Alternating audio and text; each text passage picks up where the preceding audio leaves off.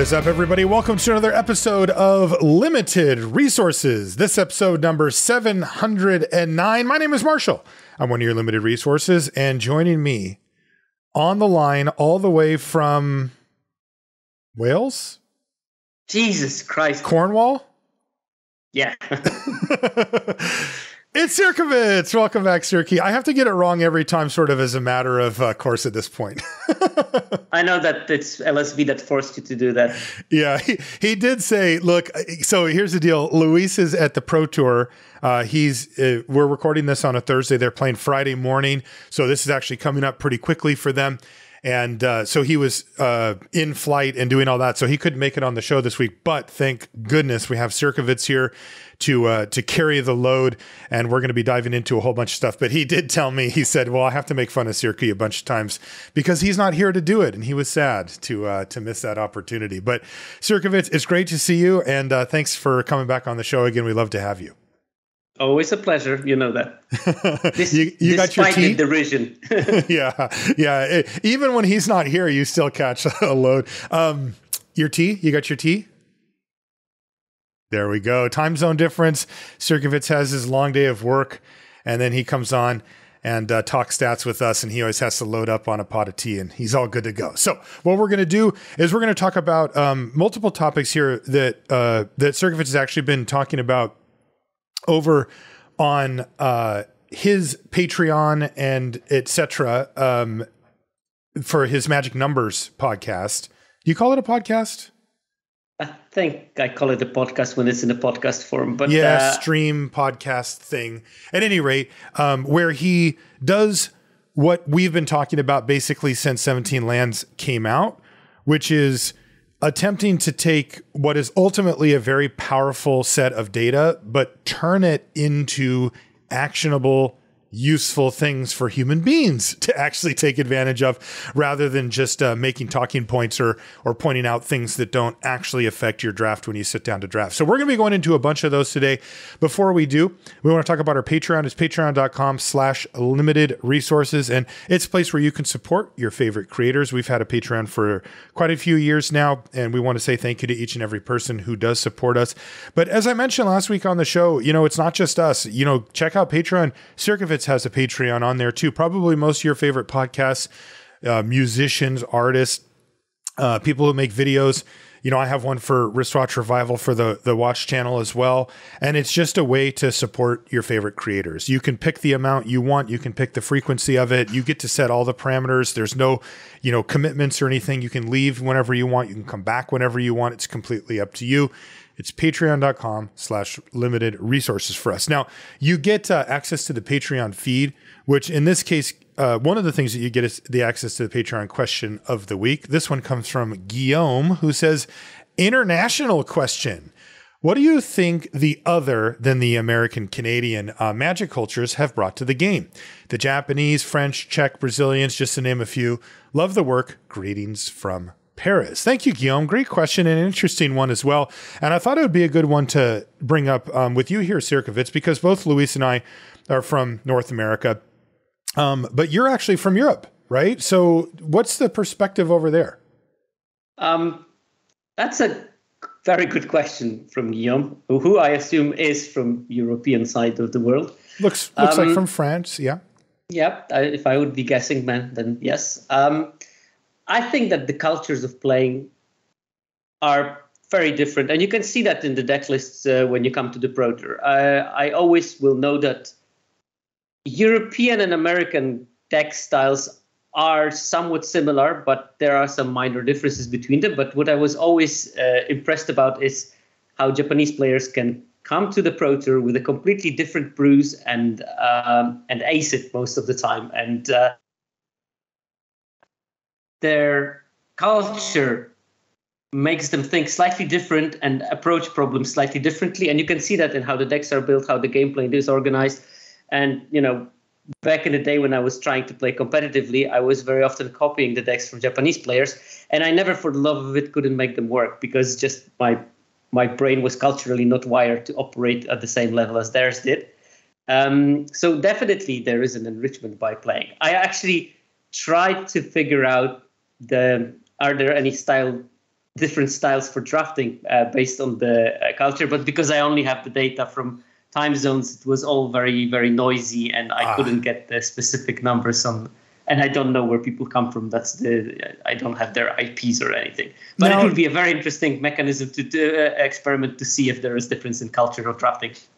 Yeah. Now I know that I'm curious because you've lived in a number of different places in Europe, right? Yeah. Like you've been in Italy. You mentioned, we were talking earlier, you said you lived in Ireland for a few months. You're in Cornwall in the UK now. 7 years in the Netherlands. You were in the Netherlands for 7 years. Was there, like, not just with the way the game is played, but was there cultural differences within Magic that you noticed? Like if you go to a local game store or enter the local scene or whatever that were different? I know that some countries are, especially the ones that have their own language versions of the game, it's hard to sort of penetrate the market, if I can use that term, because you come in as a foreigner, if you don't speak the language fluently, it's problematic. You come with your English cards that are confusing in some ways, very much like bringing foreign cards to your English FNM when people would just like, what does this do? Mm-hmm. So I partly understand it, but it's a weird thing when you're an expat because, you always lived in the place where you are from here. I observed it in my local LGS where we have a small LGS and we have lots of students and we have a university and there are plenty of expats around. Some people just they move into the new place, they don't know anyone, and first thing that they do is go to the LGS and they meet new friends there because they speak a common language already, and that's Magic the Gathering. Mm-hmm. And it's great. Right now in the LGS we have me and we have a couple of students from China. We have a couple of people from Spain that live here. Before that, we had the guy from Malta. We had the Swiss guy coming into the. So there's always someone coming. We had a couple of Italians as well.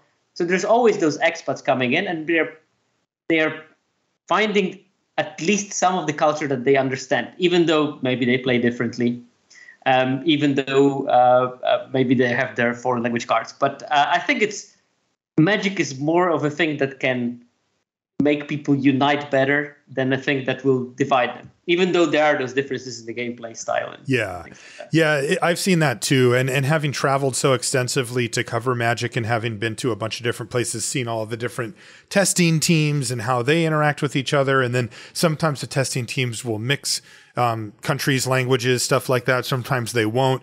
And I've seen it all. And I agree. I mean, it's overwhelmingly something that bonds people together rather than creates differences. And it's kind of in that sweet spot where the differences are fun, like it's not a thing where it's like, well, we don't do that here. It's more just like, oh, well, we call it this, or the name that we have in our language for attacking is, I mean, in English, we will often say swing.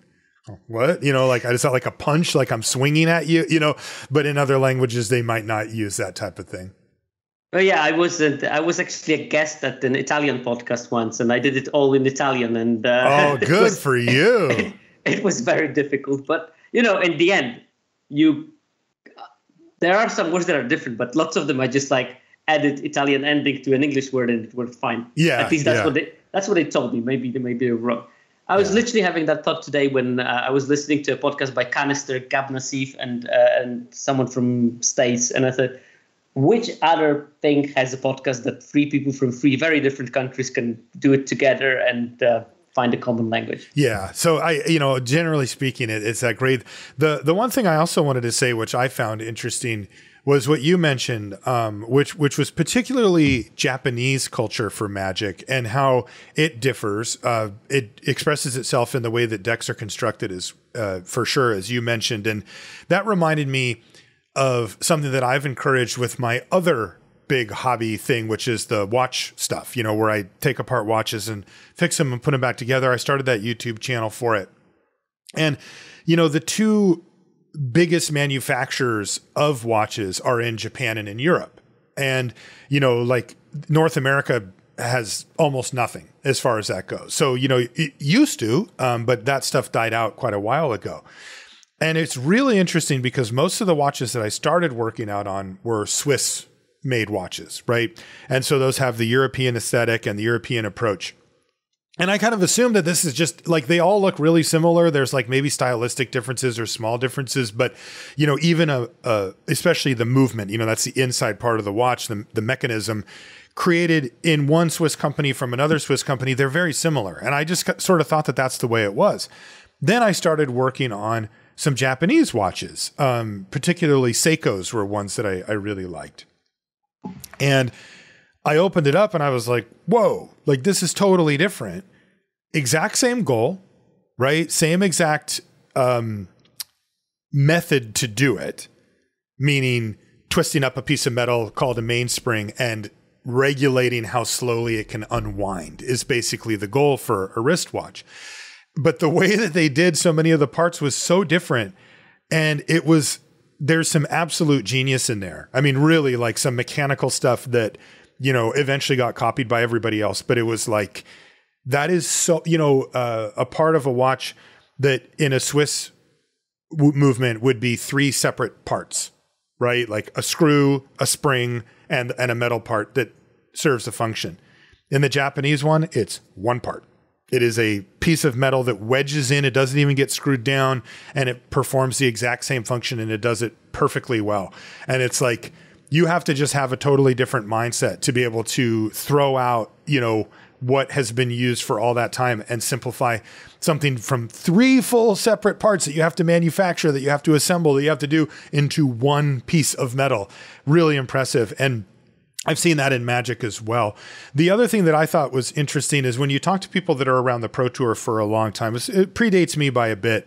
But the Japanese decks players and decks that were getting played in the earlier days when they first started really doing well at the PT, they were not respected.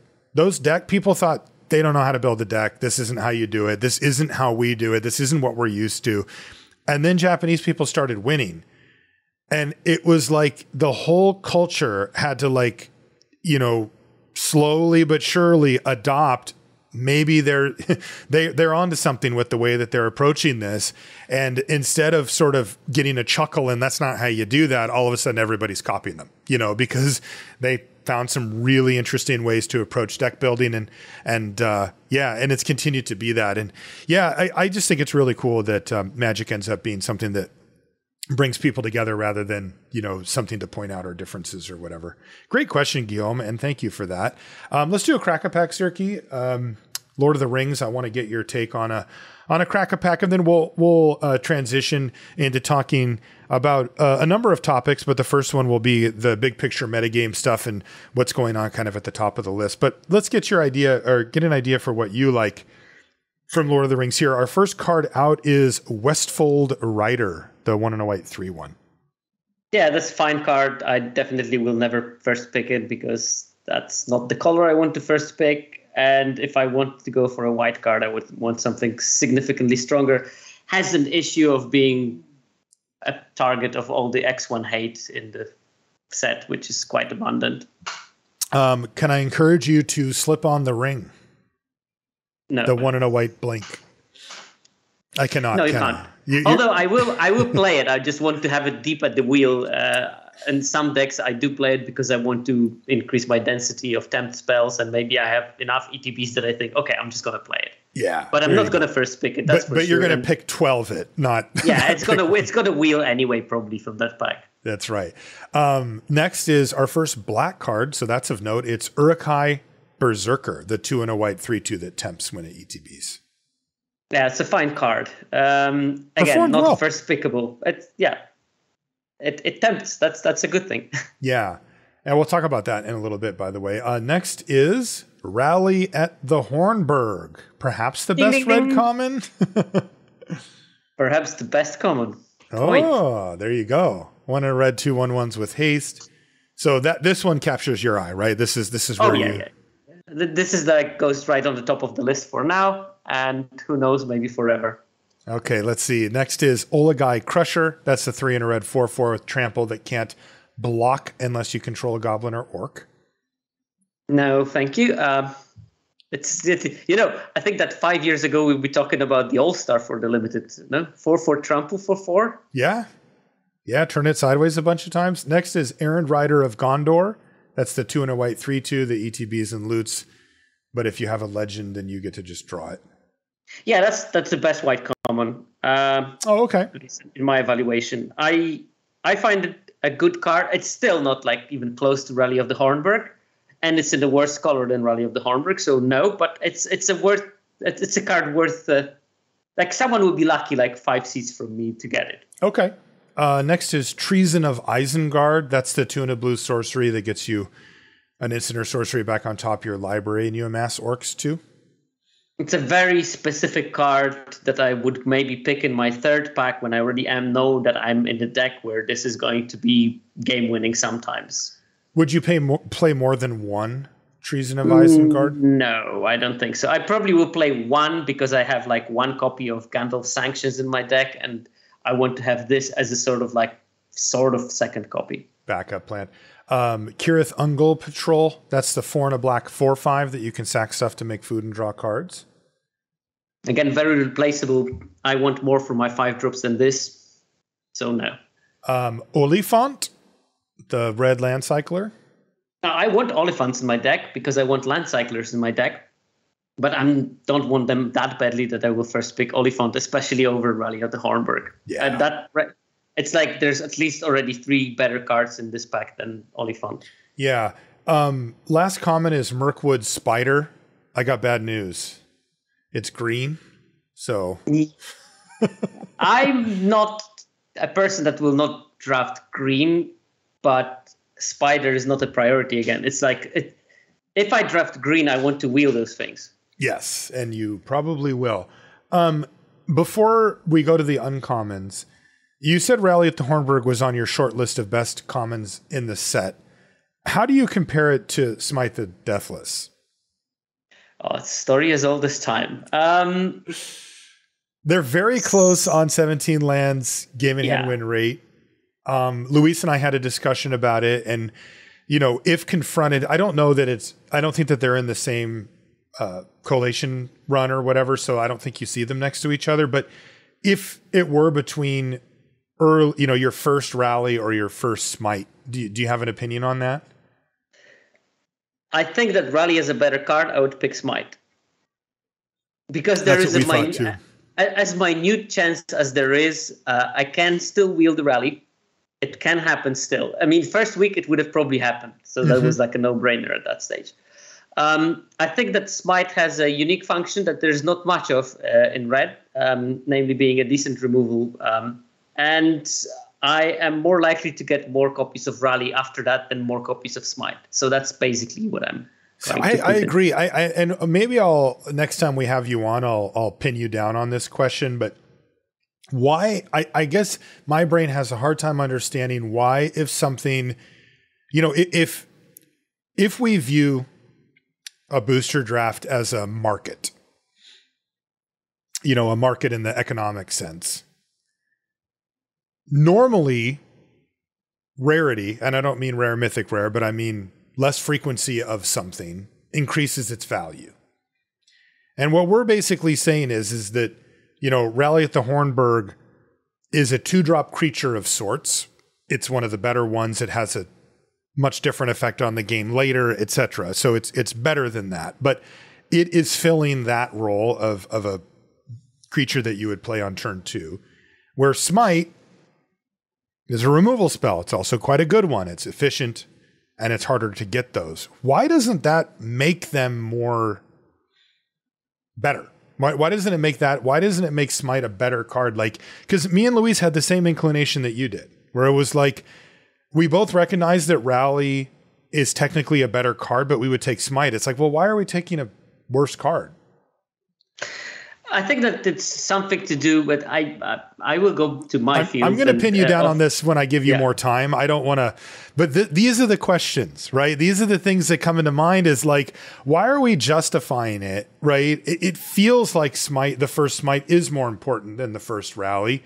And the reasoning being that it's harder to get removal spells than these type of cards.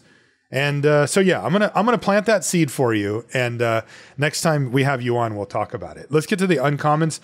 Oof, here's a good one: Voracious Fell Beast. That's the 4 black 4/4 flyer that makes them sack a creature when it ETBs, and they even give you a food. Yeah, it's a very good card. Is it better than Rally? I think it is better than Rally, but on the other hand, black is slightly overdrafted. A lot of competition. I would have a really, really tough couple of seconds deciding between those two. I think I had those picks before in the draft, and I think I made both of the choices before. I think in vacuum you should just go for the Fell Beast. I think it fits in more decks than Rally fits in really every deck in red as well. But I think that in red, realistically, I want to be either red blue or red white, or red black if I'm so lucky. And maybe not necessarily red green, but I think Voracious Fell Beast is actually really good in green black, which is not a bad deck at all. You know, it's interesting. That what you said was in a vacuum, and I totally agree, by the way, with what you said. But of course, we're not drafting in a vacuum. And I'm curious about your approach color-wise, because there was a time in the format, and in every format, where you say, oh, I opened a really good black card. Great. That puts me into black. It's the best color. It's where I want to be. But I sense some hesitation in your voice about now it feels a little bit, you know, at this stage in the format where the format's mature, it's been out, we kind of know it, where it's like, well, I could go for the Fell Beast. It's the best card of the ones that we've seen so far, but it does put me into black, right? And now I'm fighting potentially for my life to get as many black cards as I can, because everybody that opens Acclaim the Precious and everybody that opens blah, blah, blah are going to start taking these. How do you know, like, when does it go from being a good thing to maybe not such a good thing? So I think that the thing that we have to, like, you could do it, of course, mathematically and calculate it, how often you will abandon your Voracious Fell Beast versus how often will you abandon your Rally at the Hornburg when you draft them. You can calculate them, but obviously in the normal draft, you would just like try to imagine that a bit. And I think that I will abandon Voracious Fell Beast more often than I will abandon Rally at the Hornburg. And then, of course, that's a 0 pick for me. I just lost my first pick. And I think it's still worth it in this case, and I probably would pick Voracious Fell Beast, but I would pick it fully aware of the fact that I will probably not play it. There is a chance of that happening. Recently I had a string of drafts when I first picked a Nazgul, and I never saw any decent black card ever in the draft. Yeah, I haven't quite gotten up to 9 Nazgul yet in a deck. I'll say that. Tried every time. I think I maxed out at 2. Next is Gwaihir the Wind Lord. That's the 4 blue white 4/4 that gets cheaper if you've drawn a couple cards. I actually never played the card. Yeah, I played it week 1 when I was naive. Next is Mauhur Urukai Captain. That's the red black 2/2 menace. And if one or more +1/+1 counters would be put on an army, goblin, or orc you control, that many +1 more are put onto it. Yeah, that's the card that, even though it's a strong card, it's a good raid, it's an interesting ability that will probably make it more like a 3/3 for 2 mana with menace, because you probably should get at least 1 extra army +1/+1. But this one is asking for trouble in the current metagame. So basically, by picking it, you probably have like 60% chance that you're not going to play it. So because it's the number 1 deck and everybody loves it. Both black and red have to be open. Yeah. So I mean, how likely is that going to be? Yeah. So I would not pick it because of that. But it's a good card. Don't get me wrong. Yeah, agreed. That you know, I mentioned it about the Voracious Fell Beast, where it feels like you're picking a little bit of a fight. But picking a Mahur first really feels like you're just jumping into the deep end of the pool and haven't quite finished your swimming lessons yet. Our last card, our rare, is Sting the Glinting Dagger. That's a 2-mana legendary equipment. Creature gets +1/+1 and haste. And at the beginning of each combat, you untap equipped creature. And the equipped creature also gets first strike as long as it's blocking or blocked by a goblin or orc. Equip cost is 2. Yeah, more like Stink. Whatever. Yeah. Yes, good. Stink. That's named appropriately. Definitely. So Stink the Glinting Dagger. equip cost is just killing it. 2 mana for equipping for that. It's, we're talking about a rare. They could do a bit more with the rate of that card. Totally. Would it make them cry if the equip was 1? Yeah. I think that then the card would have been probably pretty playable. Definitely. If you would have 1 mana. Yeah. And certainly it's not affecting constructed at that rate. So No. So Fellbeast? Yeah, I think Fellbeast, but it might be. I think that at this level of how close those things are, it's a coin flip, and one day I will feel like trying to play black, and one day I will feel like trying to play blue-red spells, and I will pick the Rally at the Hornburg, and I might even, gamble a guess that probably like 55% or 60% of the time it will be the right thing to pick Rally at the Hornburg, but today I feel more like picking a big flying chunky 4/4 that makes them sacrifice something and gives you food. Yeah, and I would take the Voracious Fellbeast myself as well. One of the things, and this will transition us into our discussion about the big picture stuff and the format that's going on. Black is being fought over, right? It's very common for somebody to open up great uncommon or rare like what we got here with the Fellbeast, or Claim the Precious, or a Crabane, and just be like, okay, I'm in black. And this happens all the time, and then people just kind of stick to it and they won't really move off of it. Fine.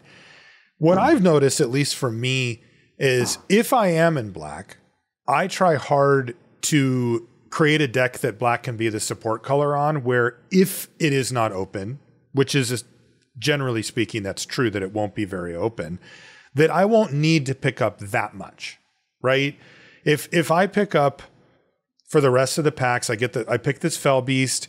Let's say I pick up 2 to 4 Crabane / Claim the Precious level cards. And then the rest are okay black cards, right? A few Uruk-hai Berserkers or whatever it's called, stuff like that, right? Just stuff that's like playable black cards that don't really change, Sam's Desperate Rescue or something like that.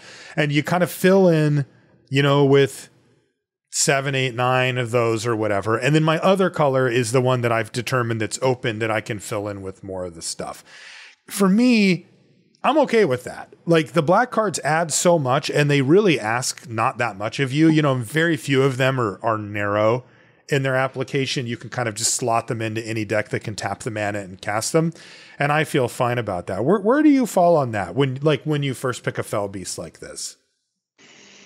Yeah, I mean, that's the thing. I mean, when I pick a Fellbeast, I know that I'm going to be sort of mid-rangey, kind of attempting to be mid-rangey kind of deck, potentially trying to pair it with white or red, but also looking actively to see those pick 7 or something.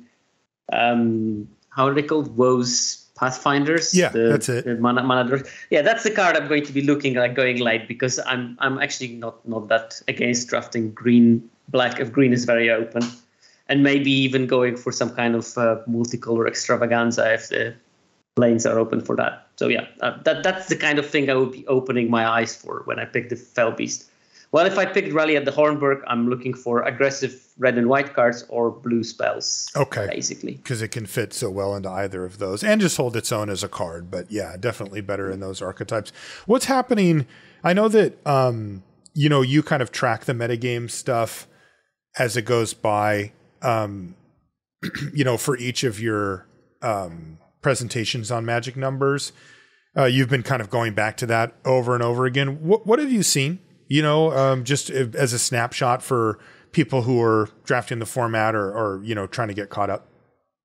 Yeah. So, I mean, there are always trends in Limited. It's not like there's no metagame. And I'm trying to trace it because I think that lots of people, and that's been format after format, lots of people are getting the first week information and then memorizing it and then never refreshing it. And then they start basically drafting week 1 decks or trying to draft week 1 decks when the metagame has moved.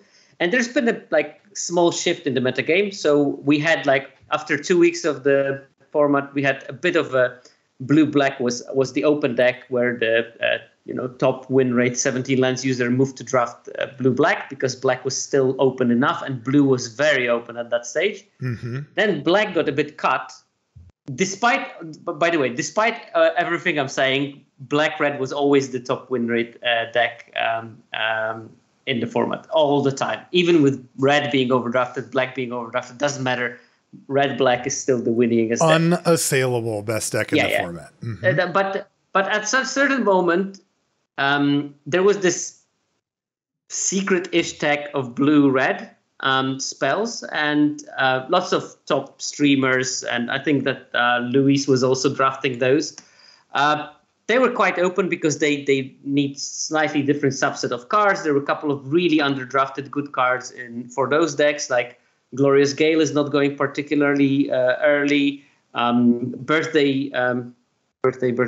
Wish surprise party. Surprise. What is it? The birthday surprise is still going pretty late for the power of the card, and like lots of those small things, like the thing that gives -3/-0 and a masses one was always late. So you could always get enough playables to play this deck, and people abused it, and they were playing those blue-red decks.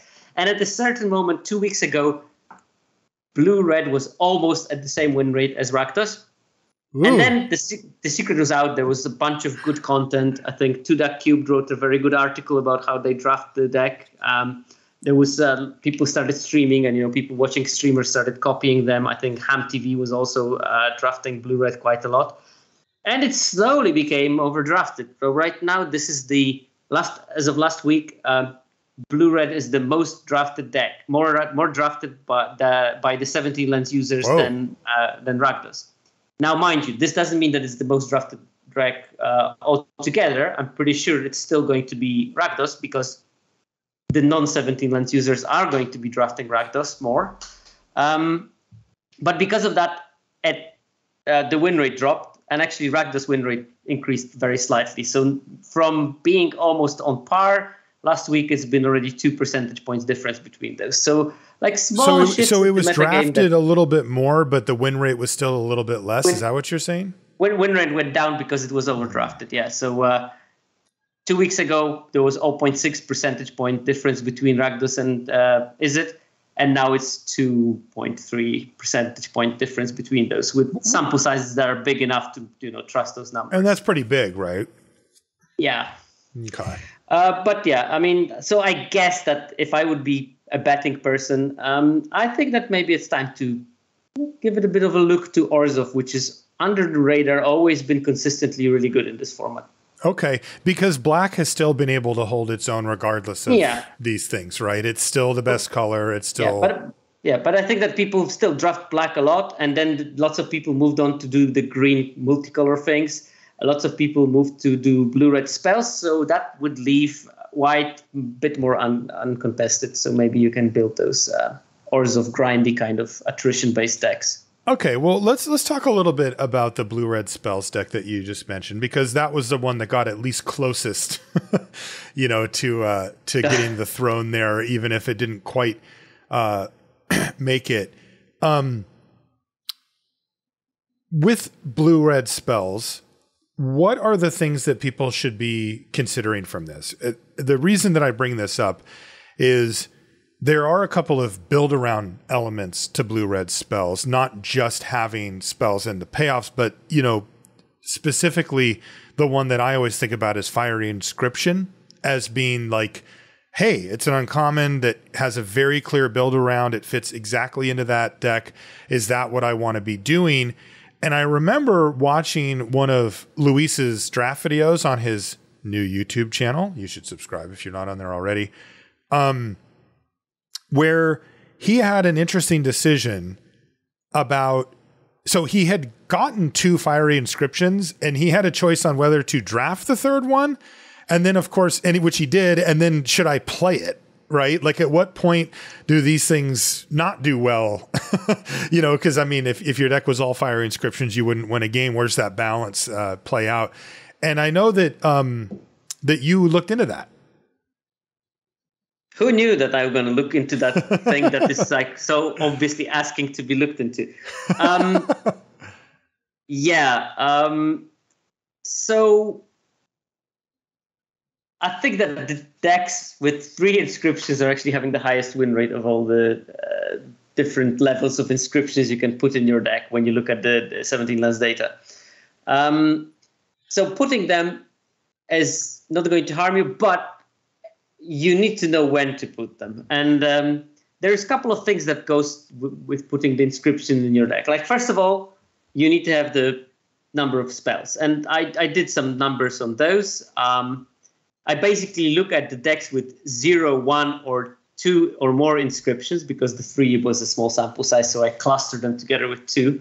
And there is like a big difference in how those decks progress. So blue-red decks are spell-based, and any blue-red deck, the more spells you put into it, the higher the win rate. Now, obviously, try to put the spells that are good. Don't just put spells because they are spells. But if you can put like 20 spells into your deck, excellent. You're going to be absolutely fine. But the decks that don't have Fire Inscription, their win rate is still okay when you have 9, 10, 11, 12, maybe 13 spells. Okay. While decks with multiple inscriptions especially are absolutely terrible when you have 9, 10, 11 spells. Because you have 3 inscriptions and then 9 spells to fuel it. That's just not enough. So you have basically dead cards. If you're playing inscriptions, you want to be at least 15 spells on top of your 15 is kind of the cutoff for if you're playing 2 or more inscriptions, but even at 1, that's where you start to see the payoff happen. And if you can't get to 15, you probably shouldn't be playing the inscriptions. Is that a summary? Or maybe 1, you don't want to go overboard with them. I think that honestly, when 16 is probably closer to the number you want to have in your spells. And this, of course, means that you need to have a good mass of spells that make creatures. That's where you need your rallies at the Hornburg. That's where I'm frequently in those spells that I'm playing Swarm of Moria, which is not a great card on its own, but if I want to increase the density of my spells and still keep some creatures, and maybe even ramp into certain things, I'm quite happy to play that Swarming of Moria. That's the one that amasses 2 and makes a treasure token. Obviously, things like Foray of Orcs is good. Quarrel's End, the one that you discard a card, draw 2 and make a 1/1 soldier. All those cards become so much better. But any of the cards that actually give you some amount of board presence for your spell? Exactly. Not only for your spell, because we all know that Fire Inscription pings for 2 when you cast a spell, but it does another thing, and it does the ring tempts you. Yeah. And if the ring tempts you, first one, fine. You don't need a target for that. That doesn't give you such a big bonus. But when you get tempted for the second time, you really want to have a creature on board, because if you have a creature on board, you get to loot almost instantly if that creature doesn't have summoning sickness at the moment. And of course, looting is very, very important, because your spells deck becomes all of a sudden much denser in spells, because you can just chuck away the lands that you don't need anymore, right? And get more spells for your spell synergies, or maybe draw your second inscription to speed up the clock, things like that. Okay. So this is another thing that I think is important when you're playing the third copy or the second copy of Fire Inscription. You want to build your deck in a way that encourages tempting and getting tempted. So literally the only non-spell cards I want to play in those type of decks is Pelargir Survivor, Bilbo, and maybe the Eomer of the Riddermark, because that card is just busted. Because raw power, right. Yeah, but also it gives you 2 bodies that you can tempt on. The 1/1 is going to be an excellent ring bearer at that stage of the game. But everything else you'd prefer to be a spell. Everything else I would prefer to be a spell. I mean, when does it start getting really? When does it start getting really good for the? If you have like 2 or more inscriptions, it becomes really good when you also manage to draft couple of Lorien Revealed and put them instead of your lands, and then you basically start having like 24 spells in your deck and maybe 21, 22 and still get a couple of creatures in. That's when it gets really good. Because I'm looking at the graph here. We have it up for the people watching video on your screen, but just to read it, we mentioned that 15 instants and sorceries is when you start to, if you've got 2 or more inscriptions, is when you start to really eclipse what you can do if you've only got 0 or 1 with that number of spells. But boy, I'll tell you, when you get to 19, there's a huge gap there, right? I mean, that's like 19 and 20 is like when you're all in, right? Like you have 2 or 3 non-instants or sorceries in your deck, right? No artifacts, a couple of creatures, that's it, is when you can really pop off if you've got 2 or more inscriptions. Yeah, that's exactly you got like the decks that have 19, 20 spells and 2 or more fire inscriptions, they go up to like average win rate of 66, 70, that kind of levels. Like absurd level. These are the levels of decks that almost exclusively trophy. That's basically it. Yeah. But like, just to put that in perspective, if you have, say, 19 instants and sorceries in your deck and you have 2 fire inscription, that means you have 2 slots.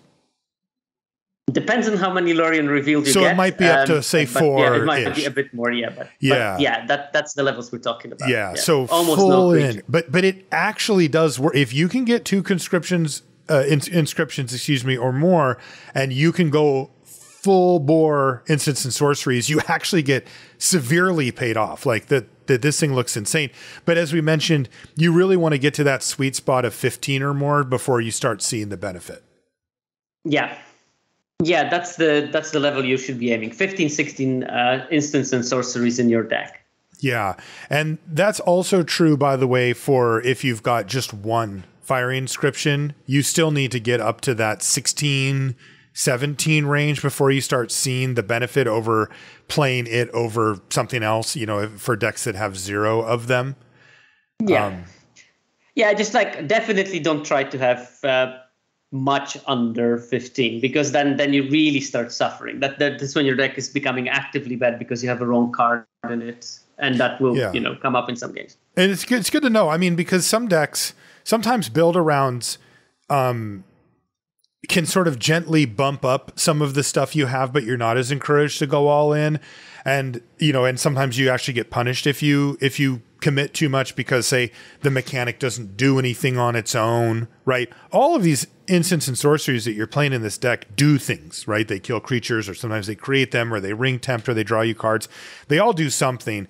But, we've seen mechanics in the past, like cycling or something like that, where like if you don't have a payoff on the battlefield, cycling, you're just churning through your library but not actually producing anything that affects the board for either preventing your opponent from killing you or putting something out that can kill them or anything of that sort. So, but this is not one of those. The blue-red spells deck is like very much, with regards to fire inscription, rewards you for going all in.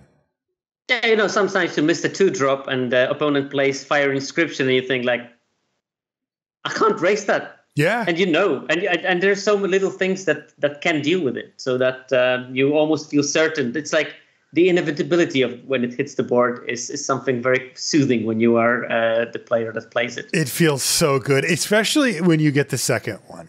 Like, because if you're not under pressure and you can land the second one and look at a hand with like 3 spells in it and one of them draws you cards or whatever, you feel invincible. Like, yeah. Now the opposite's true. If they go 1-drop, 2-drop, 3-drop, and you're staring down at 2 fire inscription, it's getting a little hot under the collar at that part. That's probably the best, the best way of winning with the card is just like curving out really against it. But not so many decks are capable of this in this format. So, you win with some decks almost on the spot, like with like blue-black slow control deck.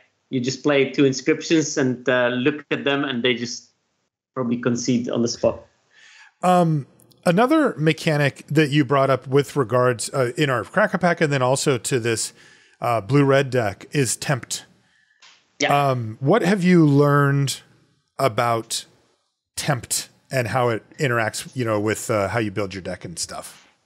Okay, so this one I actually did the analysis with the hypothesis that I did before I started analyzing it. And the hypothesis was that, people like to talk, okay, how much is Tempt worth? Is it a quarter of a card? Mm-hmm. Is it like 2/3 of a card? And I thought, you know what, this is possibly a badly asked question because Tempt is a dynamic ability. Like the first Tempt for me, honestly, is worthless.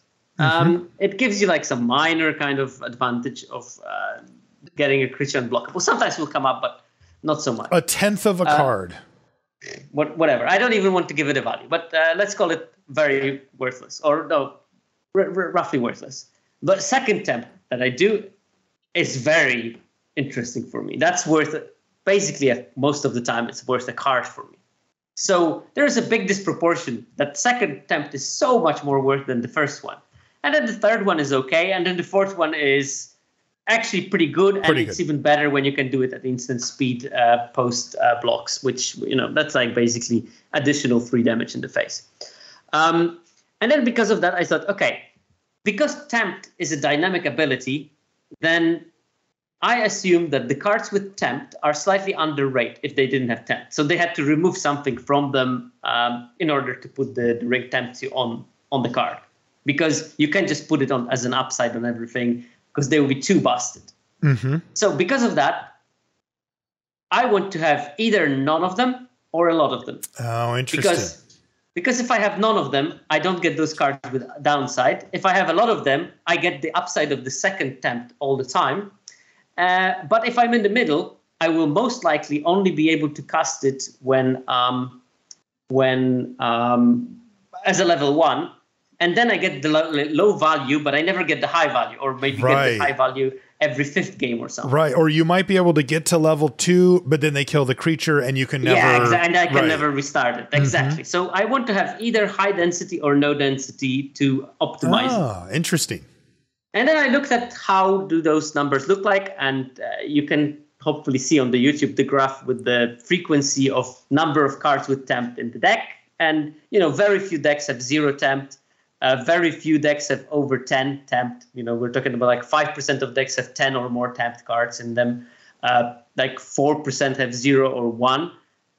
And then it's sort of like a nice distribution, slightly skewed, with maximum is at 5. That's 16% of the decks have 5 Tempt cards.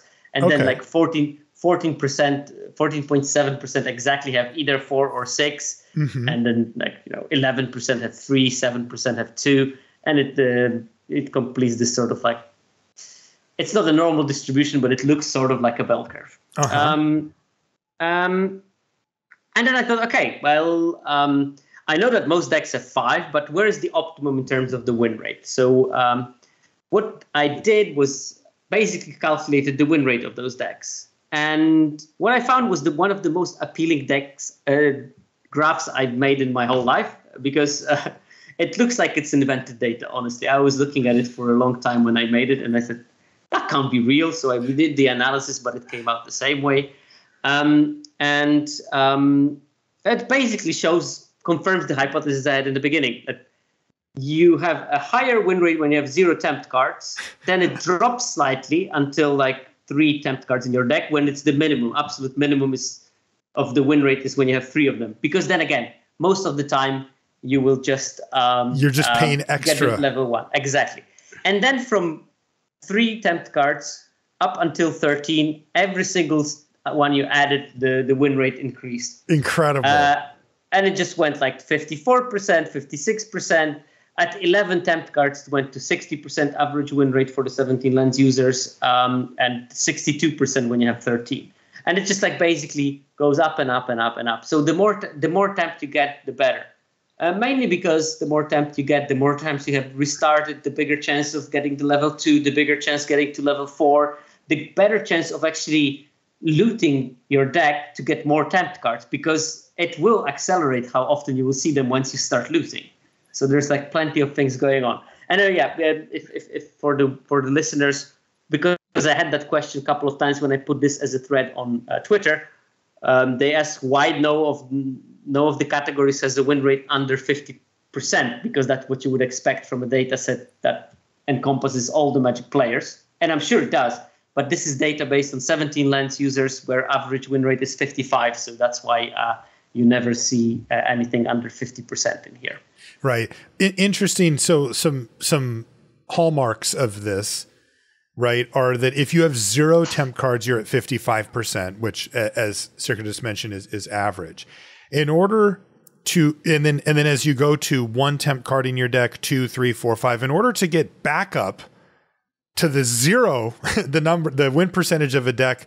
Again, we're kind of framing this as just number of temp cards, right? It doesn't care about colors or anything like that, right? So, but if you want to just view it this way, to get back up to zero, like to the same win percentage that you would have at zero, it's between 5 and 6 temp cards. Once you depart from that 5 to 6 range, you just go up. So, and they're at least up to number 13, there is no ceiling. There is no like, well, once you have 10 temp cards, that's enough. And it starts to drop off. Nope. 11's better. 12's better. And then 13's better than that too. Yeah. But maybe I will add a small caveat because I didn't do that analysis. Unfortunately, didn't have time to sit on that. There might be some kind of bias that decks with lots of temp cards are more frequently black or red. Sure. There might be. I didn't check. But that would play itself out if you just took yeah. this advice, right? Yeah, exactly. Like, because you just can't get them in like blue-green. And it's like, oh, hey, blue-green's not very good. And, there's a few temp cards here and there, but you're not going to get to 12, if you're drafting green. So that would be a lot of Tom Bombadil's tricks. The trick, yeah. I have to ask, so is this how it is for your day job? You just come up with a hypothesis, plug in the data, and then it just gives you this beautiful curve that backs up exactly what you thought? No. Do microorganisms cooperate this well, or No, never. That never happens. It's first of all, and here I just get the data, which is great. In my day job, I need to do experiments, and because of my things growing slowly, it usually takes 6 weeks. So I do that in 6 weeks. Then I need to sequence them, so that takes another 3 months. Analyze the sequencing data, that takes a couple of weeks. And then I learned that everything was rubbish because of something. And then I can restart the experiment and do it from scratch. So it doesn't look this pretty normally for the life of a scientist or data analyst. I just submitted a paper today, and I did the experiment in 2020. So okay, 3 years ago, gotcha.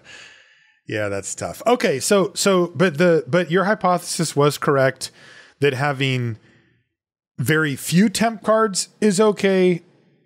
Just a couple temp cards doesn't actually help you out that much, and then the more you get, the better after that.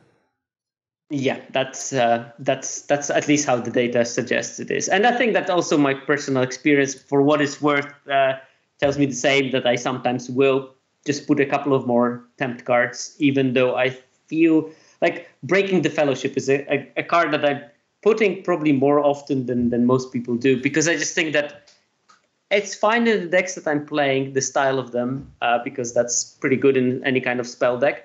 And that Tempt really pushes the card across the board. I wouldn't play this effect if it didn't have Tempt, but because of Tempt, I will sometimes put it just to get the density of Tempt spells in my deck, so that I can get this looting train rolling. Do you count them? Like, like if you said, hey, Marshall, I just drafted a sweet deck, and I said, how many temp cards does it have? Like, would you know? Like, do you go through and go, okay, I'm at 9 or 10 or? It's as I draft, even before I did this analysis, I always count the tempt cards that I drafted so far, and based on that, I decide, should I go like all in on tempt, or should I just withhold? I had that hypothesis before, and I had the good feeling that this one is actually going to be confirmed. So I was doing that already for some time, that I tried to, and funnily enough, my threshold was like, I want 7. And it turns out that 7 or more, obviously, but I want at least 7 when I'm going to the temp train, because I did notice that if I had few of them, I just never managed to get a single loot out of that deal. Yeah. And the game does play out so differently if you almost always have a creature that can attack and loot. Like it just changes everything. Yeah, that's why I sort of put those weaker cards, because I know that by putting this weaker card, I will also be able to loot and maybe draw into something better that I have in my deck. Right. And I mean, again, Breaking the Fellowship is not a weak card. It's just slightly weaker than something else without Tempt I would have been able to put. Right. But if it can get you that 7th, 8th, 9th, 10th, 11th, then you can push it over. Another topic that you covered recently is why the top players win more.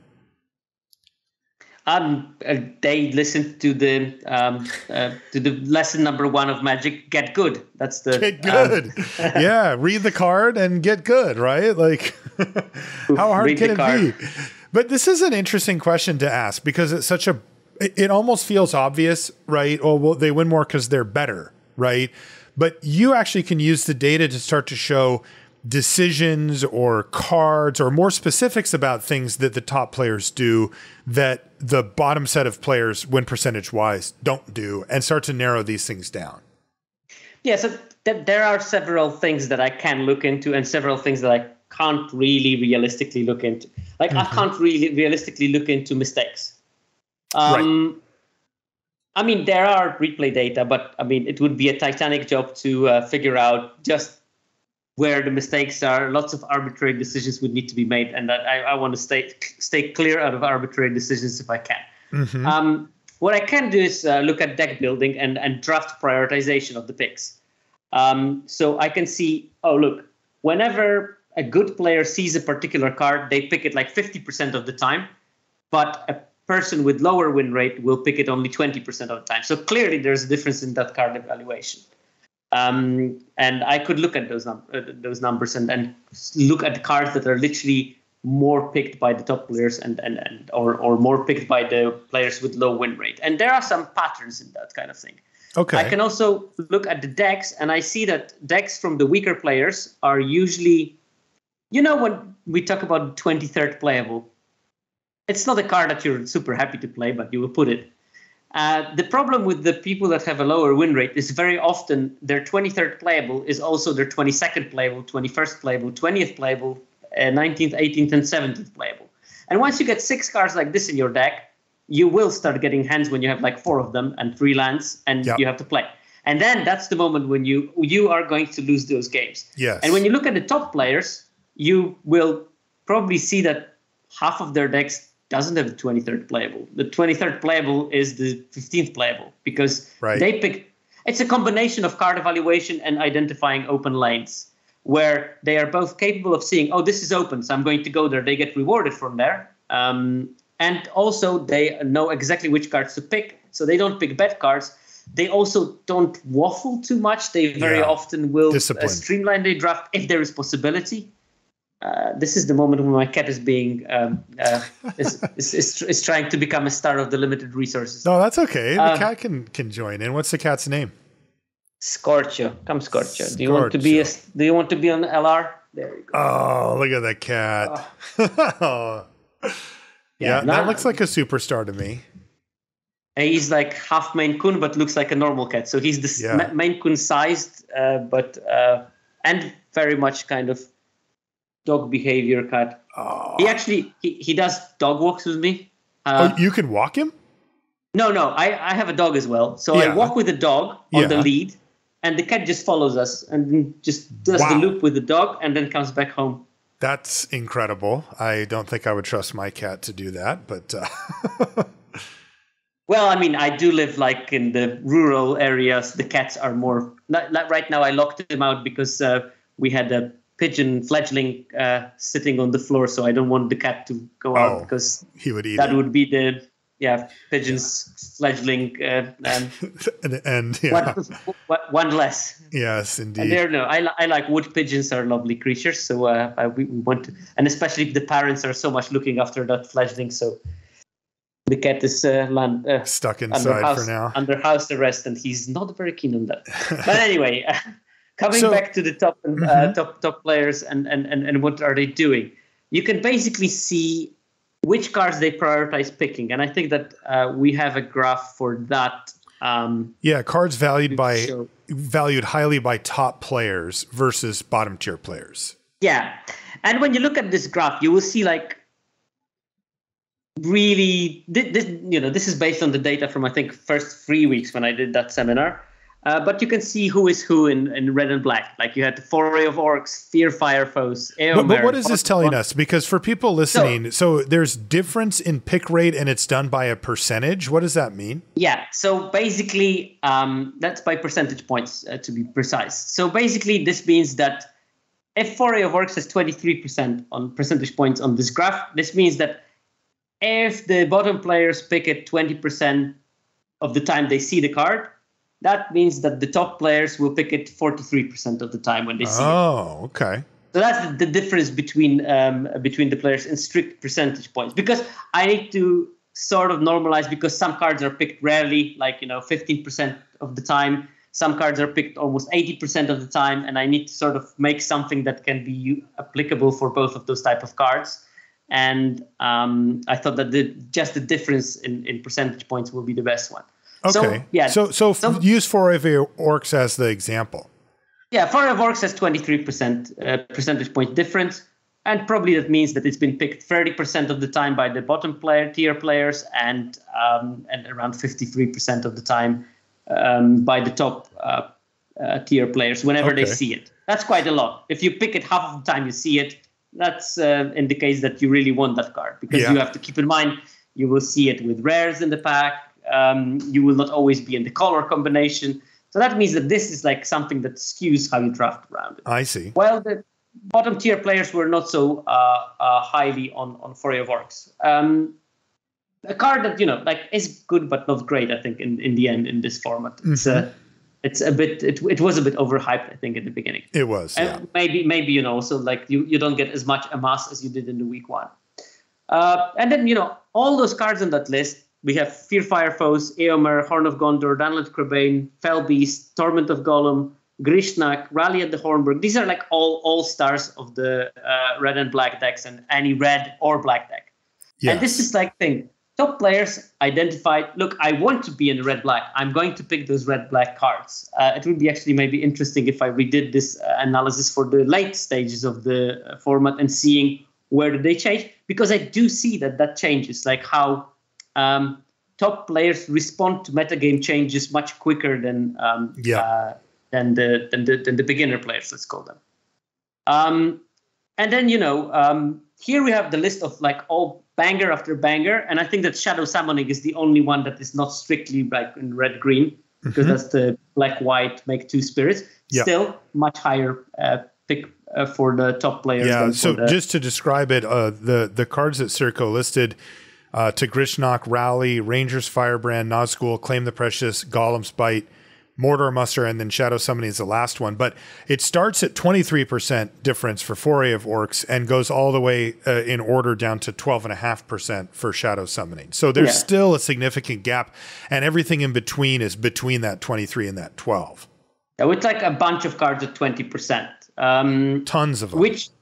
And that shows clear not only that the power of the card is the determinant of the high picking, but that the color preference is also very much determined, because they look like they are all quite correlated. So it was not only that the cards are strong, but also top players wanted to be in those colors, and they sort of like bullied their way into being in those colors at the beginning of the format. And then when you look at the same graph, but when you look at the cards that the bottom tier players were picking a bit more highly, you will see a very different set of cards compared to those. So these were like all top commons and commons, maybe a couple of rares in there, but like really strong one, like Horn of Gondor, that maybe flew under the radar for the first week. But when you look at the graph for the where the bottom players, it's the cards valued by top players. So this is the top versus bottom tier. And this is when we flip it on the side. So which cards are the beginner players valuing much higher than the top tier players? So the first one is Mithril Coat. It's number 21 for you, Sirko. Minus 28%.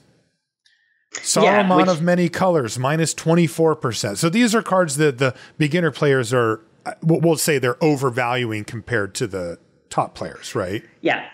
And here again, we have a couple of things probably going on. Like, first of all those cards are rare. So there might be some rare drafting. I'm not judging. I like rare drafting myself. Get your gems to some extent. But a lot of them are also cards that are very, very difficult to execute build arounds. We have Saruman of Many Colors. We have Aragorn the Uniter. That's just color. That's the 4-color Aragorn. Yeah, exactly. Mm-hmm. We have Elrond Master of Healing, the 4/4 Elrond that has some Scry synergies, which, top players know that Scry deck is not easy to make. We have Watcher in the Water, the 5-mana 9/9, with slight downsides that make it basically unplayable, but lower win rate players pick it still. Some cards that are good, but maybe in the wrong colors, like Legolas Master Archer, the 1/4 that gets counters and starts shooting things. Samwise Gamgee, which it's just in the wrong colors probably. And is that Smeagol, the green-white Samwise? Yeah, the green-white Samwise, yes. And Smeagol is the Golgari Smeagol. Or Storm of Saruman. That's a perfect example of something that I would totally want to build around, but I never open. Yeah, I mean, what this shows me is that the beginner players are optimists. I don't know if it's optimism. Maybe we are more cynical as very long-term players. We're very cynical of WotC's ability to deliver a rare build around and the ability of drafting it. They are a bit more trusting in the rarity symbol. They think, okay, I see a rare, probably there's something good at it. Also, those cards have sort of trappy things. Like Mithril Coat, for example, has the keyword indestructible, which I think would have been very appealing to me if I saw it on a rare equipment when I was just starting to draft. Yeah. Let's call it 10 years ago. Is there a fun factor here too? Yeah. Storm of Saruman looks really fun. I don't expect my win rate to be particularly good, but when you get to pop off with it, it's pretty sweet. And I will very often do that. If I want to draft for fun, I will totally first pick any or even all of those cards and try to fit them in one neat package. I had a couple of O3s in this format already from those kind of decks. Yeah, but and it's safe to assume they are more appealing to try. Right. I mean, it's safe to assume that we define top players here as players with the highest win rate, but it's also safe to assume that those players are maximizing for win rate over other things, right? Tryhards, all of them. By definition, yeah. Except for Ethan Sachs, who's the only one that is capable of keeping the high win rate while still drafting complete nonsense. Well, let's not forget Luis, the king of nonsense while winning. But Luis defines what is nonsense and what is not nonsense by himself. If he drafts it, probably it's not a nonsense and it still wins. That's the problem. True. And, let's not keep in mind, he's the guy that drafted 19 times in a row, Blue, Black, and Midnight Hunt because it was winning. So fun, yes, but winning is also fun. Also true, yeah. So to look at this, to describe this chart one more time for people who are listening and can't see it in front, it has a similar but reversed idea to the last one with rares and build-arounds, Mithril Coat, Saruman of Many Colors, the One Ring, Aragorn, the Uniter, Gandalf the White, Elrond, Master of Healing, Fanghorn, Sting, the Watcher in the Water, Glamdring, all the way down to Storm of Saruman.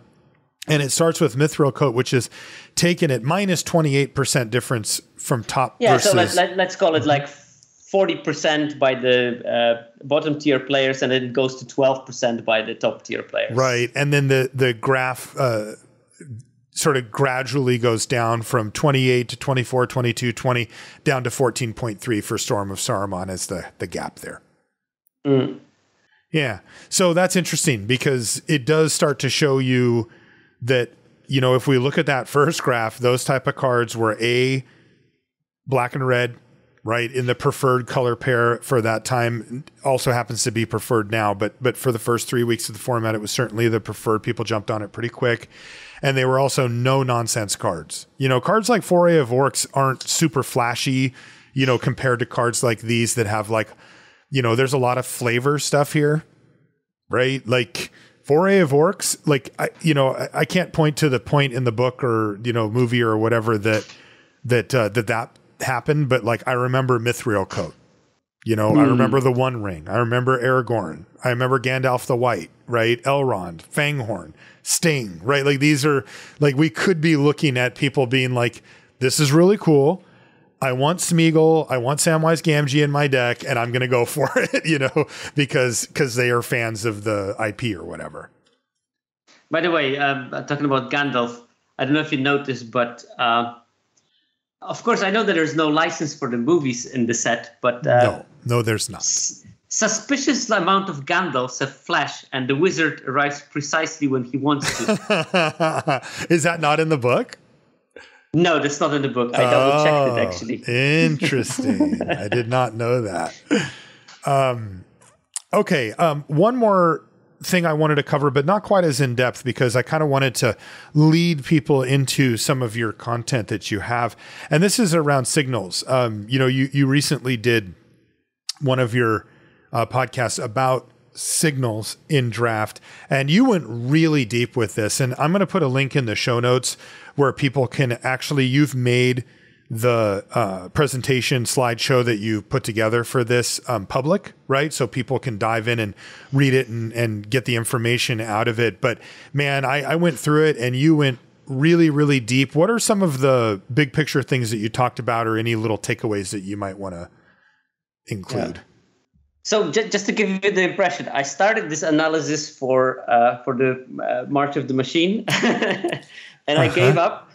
I gave up. At least I built like theory on what I'm going to test, but it was just so time consuming that I just didn't have time to finish it. Okay. And then I started doing it for the Lord of the Rings, and it took me 2 weeks to basically close it, because I only have limited time to I only have limited time to do content, because there's work and family and plenty of other things that I have in between. And after 2 weeks, I basically got it. I analyzed like all the color pairs, and I saw how signals work, and is there any kind of benefit of looking at the signals. But basically, the premise is quite simple. It's just like, first of all, I defined myself what a signal is. And I wanted signal to be something that happens not so frequently, because if it happens all the time, then what kind of signal it is? If seeing that some rubbish come on wheels, or I don't know, the fires of Ortang, the land destruction spell wheels, that's not a signal for me, because the wheels all the time. So I want that to happen at least somewhat rarely. And I defined it that from ALSA, you can calculate how frequently you will see a card in a particular spot. And I just defined ALSA being average last seen as. Average last seen as, yeah. Mm-hmm. So you can calculate that, look, this card, like Nazgul, I will only see 26% of the time at pick 3. Okay. Because that's how the numbers look like for the card. Mm-hmm. Yeah. And that means that, that's quite rare. That's like 1 in 4. Like 3 times out of 4, Nazgul will be picked before it gets to me at pick 3. So it will be either first pick or second pick by the people up. And we can see that from the data quite easily. And some other cards, they will be like 70% of the time at pick 3, but at pick 7, they will be also 25% of the time. So that's for me a signal. Okay, this card maybe is not a signal when I see it pick 3, but as a pick 7, it is a signal. And I basically did it for every single card. And I did it for all the archetypes, and I looked at it. Second of all, I also want my signals to be at least somewhat meaningful. So I wanted the cards to be at least somewhat good. I don't want, this is a signal, but it's a rubbish card.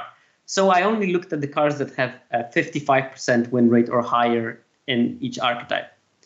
And basically then I started looking at drafts, and I looked at each pick and basically calculated how many signals have you seen between the first pick and end of pack 1? And I calculate them. Okay, and black-red, sometimes I see like 5 signals, up until this point. Sometimes I see 7 signals, sometimes I see 11 signals. And then basically when I had those, I looked, okay, if I saw 5 signals, how many cards that are signals will I see till the end of the draft? So I see like the first pack, and then what is my expected value that I will see later in the draft? Okay. And if I saw 11 signals in the first pack, will that increase the expected value that I will see later? That's a real question. Yeah. And obviously, long story short, yes, it does work. So if I saw 11 signals in pack 1, I will see many more cards that fulfill my criterion of signal in the other 2 packs, because you saw those 11 cards because maybe they are slightly underdrafted in this particular pack. The prizes are not like super big, because you will see like 50% more good cards in a particular color when you saw more signals. And you can look into this presentation that you have in the link, and then basically try to figure out on your own what are the rewards. But I think that without going too much into detail of that, the important thing is that different color pairs will have different amounts of signal because of the strength of the color. And this comes back to this thing that good players draft with a certain preference, because that preference is also built partially by their evaluation of the cards. Yes. If you are in the beginning of the format and you see those red and black cards, you pick them, you will read those signals, you will go into the red-black decks, and you will win more. Later in the format, when you saw those blue-black cards being passed, you read those signals, you picked them, and you because you knew that blue-black is a good deck already. Now, you will, of course, see more good blue-green cards if you saw a lot of the signal in the first pack. But the problem is there are not so many good blue-green cards. Right. So even if you read signals and you are absolutely sure that the blue-green is open, this doesn't give you any guarantee that you're going to end up with a decent deck. Because when you're playing blue-green, you're a bit on the whim of opening the right rares, for example, because that's where lots of the power is locked. You need to open the right uncommon, the Arwen Undomio. Yeah. Because that's where the power is locked. And you don't have those guarantees because at common, the deck doesn't exist. So you will not get any kind of good rewards. You might get like blue-green Legolas, but that's just rubbish. Right. So the problem is that, yes, signal reading will give you information that you will see more of something in the future. But not always that means that you should go into it, because not always the reward is worth the chase. And especially when you need to switch to a color. So from the analysis of this data, my advice would be, if you start, like, let's say, white-red, which is an okay archetype, a good archetype even, but you see blue is open. That's the moment when those signals might be important, because blue-red is a very good deck. So if you see it like somewhere mid-pack 1, that blue cards are going slightly later, and if you look at the slides and sort of read the seminar, you can figure out what the signals are. Basically, knowing also of the card can tell you that it's being quite late in this pack. That's the moment when you can maybe abandon the white and switch to blue, and the rewards will sort of make up for the picks that you lost by picking white cards in the first 6 picks, because you probably picked 3 cards, but you will see 4 more good cards in blue on average, because you know that blue is open. Yeah, I mean, that's something never gets brought up, Because you're swapping from a medium to good archetype to a good to very good archetype. Right. And that never gets brought up. People never talk about, like, I think that there's an assumption that if I read the table and I read the signals properly and I get the signals and they come in and I act on them, that therefore I will have a good deck. A lot of times you need to know, for example, the green-blue deck that you brought up here, that is not a place to end up. Even if you're the only one drafting it, there's a good chance that your deck is subpar, because you may not have opened those key cards that you mentioned, the rares and uncommons that really make that deck tick. And even then, they don't get it to a place where you're like super happy. It's just you kind of got away with it level, and you hope to draw those as many times as you can. Where, when you look at the archetypes that we talked about earlier in the show, the black reds and the blue reds and stuff, I mean, those are common driven. Like, you will take all the rares and uncommons you can get that help pump up the power level and that kind of stuff. But I mean, those are driven by the commons. And it is interesting because you really do have to have a format knowledge in order to read signals, because there could be signals that lead you down a path that you don't want to end up with anyway, even if that path happens to be open. Yeah, I mean, read the signals, but get preference and know which signals are worth chasing, basically. Yes, exactly. It's like some signals are traps. Mm-hmm. Now, I'm going to put a link, as I mentioned in the show notes. You made this particular one open to people, but it's on your Patreon, right?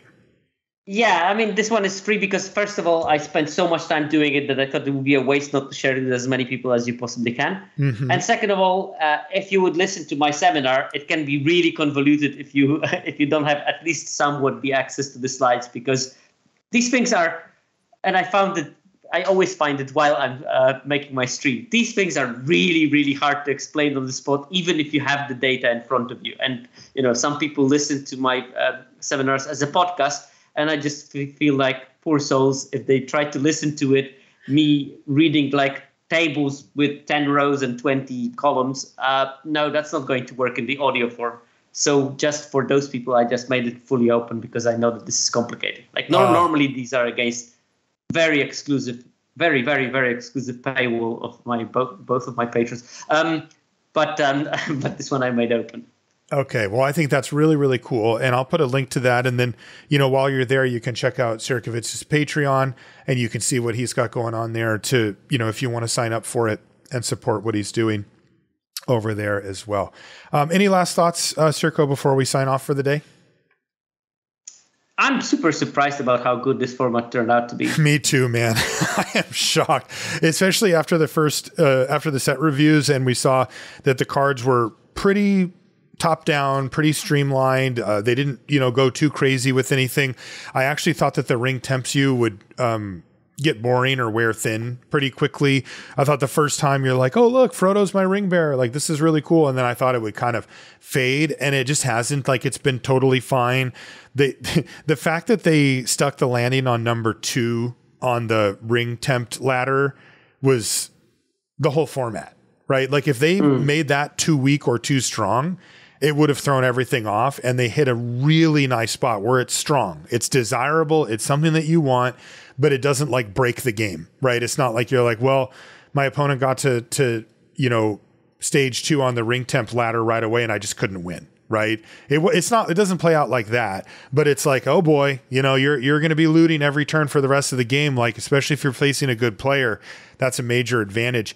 And Luis said the same thing too. He said he really likes the format, and like I said, when I saw it, it really felt kind of like core set-ish, and it felt very flavor driven, but they managed to make the gameplay good enough so that it's still sweet to play. But boy, they also nailed the flavor. I mean, some of those cards are just like A++ for flavor. Yes, they really did. Especially if are you a Lord of the Rings fan? A bit. I was one of the founding members of Polish Tolkien Society back in the day. So yeah. Oh, whoa! So you're a big fan. I mean, I recently reread all the books because I read them to my daughter. So I mean, I went through Hobbit. I went through whole Lord of the Rings again. Now I'm planning to read her Silmarillion because everyone should read Silmarillion. No, you're crazy. That's crazy talk. No, I read it more than 10 times, so yeah, I think I'm... Oh my, so you're like a huge fan. Okay, I did not realize. I when I asked, I did not know that. I wasn't like setting you up. I didn't know that you were that into it.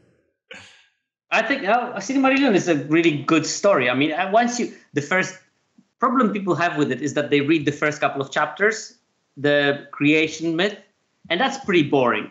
And also derivative because it's mainly copied Greek mythology with some Christian undertones of the one God. But once you got through there and you start reading the story of the elves and the battle with the Morgoth, that's beautiful. I mean, that's a beautiful alternative history that is sort of written like a history book. I skip the poetry most of the time because I think I'm too concrete to be touched by beauty of rhyming. But most of the stories are just really great there. Okay. It's just that they're a bit more dry. They're a bit more like reading history books. But on the other hand, I do like to read my history books as well. So maybe that's the problem. Well, that's cool. I did not. I might quiz you later at some point about that. That's pretty cool. Okay, well, thanks again for coming on, Sierkovitz. We really appreciate it. While Luis is hopefully doing really well at the Pro Tour, and if he has a great run there, that could really set him up for Worlds and for going forward. And he's over in Barcelona right now. So everybody having tapas because this is the right time for that. I'm not falling for that. People have to subscribe on the Patreon to hear my take on tapas. But yeah, thanks a lot for coming on, Sierkovitz. We really appreciate it as always. Where can people find you? Twitter/Sierkovitz, or what is it called? X already? It's called X. Yes. After Elon Musk's marital status. I'm also on Twitch as Sierkovitz. As you mentioned, my Patreon is also patreon.com/Sierkovitz.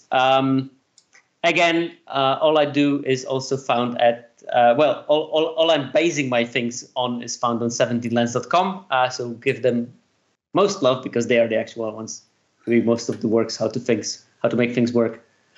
I'll put a link to all those here too. Yeah. Yep. And I'm also at mtgazone.com. I write articles there. Okay. That's great. Once I find time. Yeah. That's awesome. Well, thanks again for coming on. If you want to find me on social media, Marshall_LR, pretty much everywhere. You can find everything related to the podcast at lrcast.com. And I mentioned the Patreon. It's patreon.com/limited resources. That's going to do it for this one. We'll see you next week. Sierky, what did we decide to talk about for the sign off? I had something, didn't I? My invented format, wasn't it? Oh yeah, your format. Thank you. Yeah, my invented format. You mentioned that you and your friends this is on Arena.